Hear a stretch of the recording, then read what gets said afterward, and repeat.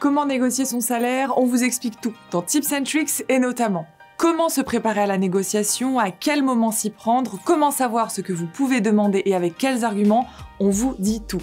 Et pour vous abonner à la chaîne et ne rien manquer, vous connaissez la musique, il suffit d'un clic sur s'abonner et d'un clic sur la cloche. Allez, moteur, action!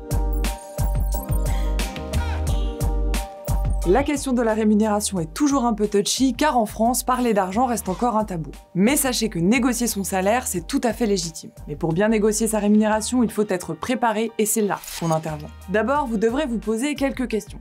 Quels avantages et quels salaires correspondent objectivement à mes attentes? Quelle est ma valeur sur le marché du travail? Quels sont mes accomplissements professionnels récents?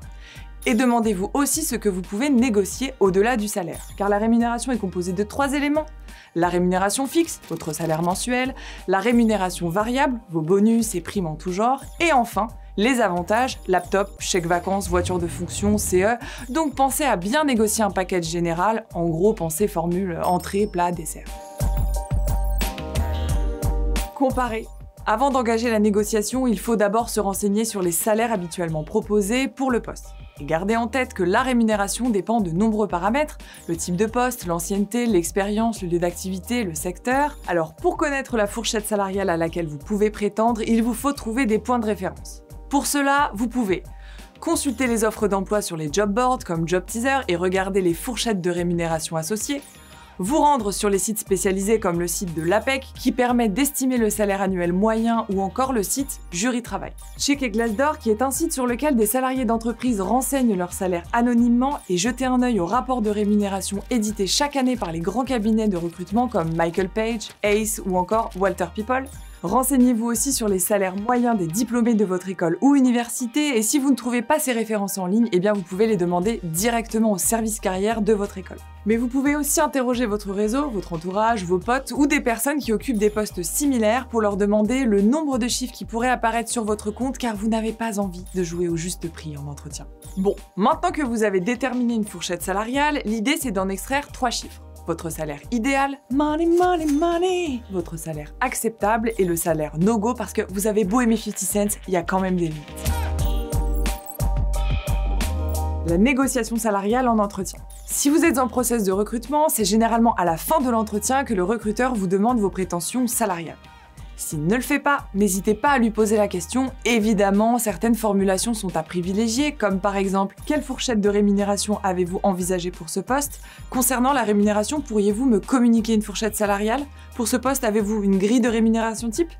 Voilà, c'est pour nous, c'est cadeau. La demande d'augmentation. Généralement, pour les personnes déjà en poste, l'augmentation de salaire se fait une fois par an et vous devez en parler à votre N+1. L'entretien annuel d'évaluation peut être le bon moment pour aborder cette question et toujours en seconde partie d'entretien 1. Vous pouvez aussi formuler votre demande lors d'un rendez-vous avec votre manager, ça dépend de la culture de l'entreprise. Mais warning, évitez de faire votre demande par mail, DM, airdrop, téléphone ou emoji et pas de discussion entre 2 portes non plus. Un contact direct s'impose pour aborder le sujet au cas où. Parlez de fourchette de salaire. Pour bien négocier votre salaire à l'embauche, ne partez pas sur un chiffre précis, mais plutôt sur une fourchette qui montrera que vous êtes ouvert à la négociation. Et ça permet aussi de donner un cadre si vous êtes un peu perdu. Si l'employeur donne une fourchette plus basse que celle espérée, vous pouvez négocier à la hausse tout en évitant de trop demander, même si viser la lune, ça ne vous fait pas peur. Et s'il donne une fourchette plus haute, vous pourriez être agréablement surpris et négocier au-delà de vos espérances et enfin vous habiller tout en Gucci. Autre détail important, précisez bien si vous exprimez votre salaire en brut ou en net, ça peut éviter des déceptions. Évoquez les comparatifs. N'hésitez pas à évoquer les comparatifs que vous avez trouvés. Cela montrera que vous vous êtes renseigné sur la réalité du marché, mais attention, il ne s'agit pas de les balancer à la tête du recruteur, on se calme. Vous pouvez les utiliser comme un moyen subtil pour faire avancer la discussion. Par exemple, il me semble que chez Intel, le salaire moyen était de tant. Oui, encore une petite formulation, c'est cadeau. Parlez de votre ancien salaire. N'hésitez pas à appuyer votre négociation sur la base de votre ancien salaire. Et si vous avez la chance de choisir entre plusieurs offres avec des rémunérations différentes, vous pouvez être franc et dire à l'employeur qu'une autre entreprise vous propose une rémunération plus intéressante. S'il est vraiment intéressé, il pourra s'aligner sur la concurrence car on ne laisse jamais passer une pépite, mais n'inventez pas une concurrence fictive, pas la peine de se mettre dans des bourbiers. Mettre en avant vos compétences. Pour construire votre argumentaire, il vous faudra mettre en avant vos compétences et vos réalisations. Soyez très factuel, il faut être concis et s'appuyer sur des éléments objectifs. Si vous êtes en poste, concentrez la négociation sur votre valeur ajoutée pour l'entreprise. Passez en revue l'essentiel des dossiers réalisés, tâches et missions opérées avec succès, résultats chiffrés, gains obtenus, mise en place d'outils, des faits et encore des faits. N'hésitez pas non plus à mettre en avant votre savoir-être, les fameux soft skills. Sachez aussi identifier les échecs ou les difficultés rencontrées et vos axes d'amélioration. Le manager peut très bien souligner des points négatifs, ce qui peut surprendre si on n'y est pas préparé, alors autant se la jouer gangsta et dégainer avant lui. Ne perdez pas de vue que l'échange doit rester cordial. Restez calme et serein, évitez de transformer la conversation en confrontation. Se comparer à ses collègues. C'est le travail que vous effectuez au quotidien qui détermine si vous méritez ou non une augmentation de salaire. Se comparer risque d'être très mal perçu. Ne parlez pas de votre vie privée. N'essayez pas de provoquer la pitié ou la compassion, les arguments affectifs, on oublie. Pas de « je ne peux plus payer mon prêt étudiant, je compte déménager » ou encore « j'ai besoin d'un tall latte soja ». Tout ça, on oublie. Ne pas se braquer.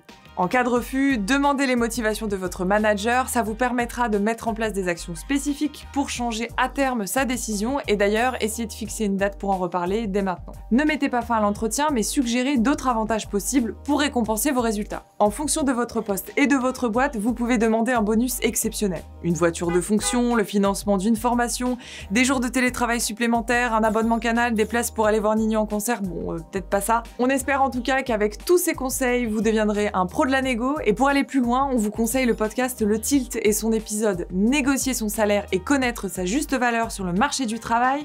Vous pouvez également écouter Fedcast et son épisode dédié à la négociation lors de l'entretien de recrutement, et un troisième podcast pour la route, ça c'est juste parce qu'on vous kiffe, l'épisode de Travail en cours, négociation salariale, pourquoi les femmes sont-elles désavantagées, et comme d'habitude, on vous met toutes les refs dans la description de la vidéo et on se retrouve très vite pour un nouveau Tips and Tricks.